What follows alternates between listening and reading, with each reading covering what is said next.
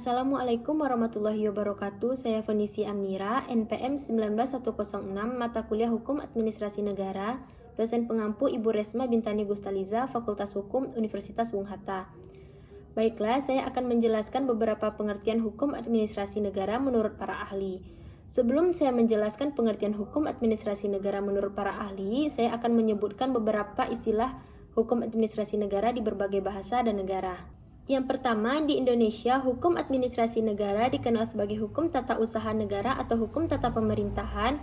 Yang kedua, menurut bahasa Belanda, administratifrecht. Yang ketiga, di negara Jerman dikenal sebagai Verwaltungsrecht.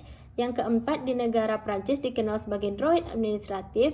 Yang kelima, di negara Inggris dan Amerika dikenal sebagai administrative law. Yang pertama, hukum administrasi negara menurut Logeman adalah seperangkat dari norma yang menguji hubungan hukum istimewa yang diadakan untuk memungkinkan para pejabat administrasi negara melakukan tugas mereka yang khusus. Yang kedua, pengertian hukum administrasi negara menurut A.A.H. Strunken adalah aturan-aturan yang menguasai tiap cabang kegiatan penguasa sendiri.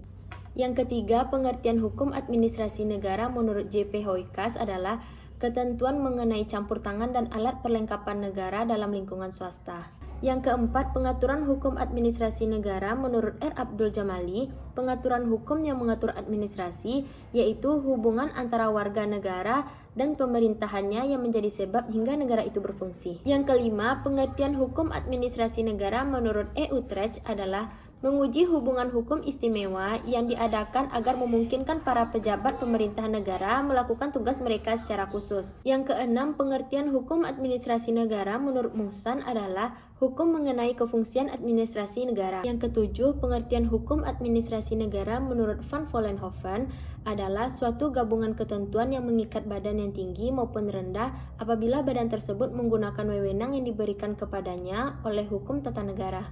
Dari beberapa pengertian yang telah saya sampaikan, dapat diambil kesimpulan bahwa hukum administrasi negara adalah sebuah cabang dari ilmu hukum yang mempelajari mengenai tindakan-tindakan dalam menyelenggarakan sebuah negara.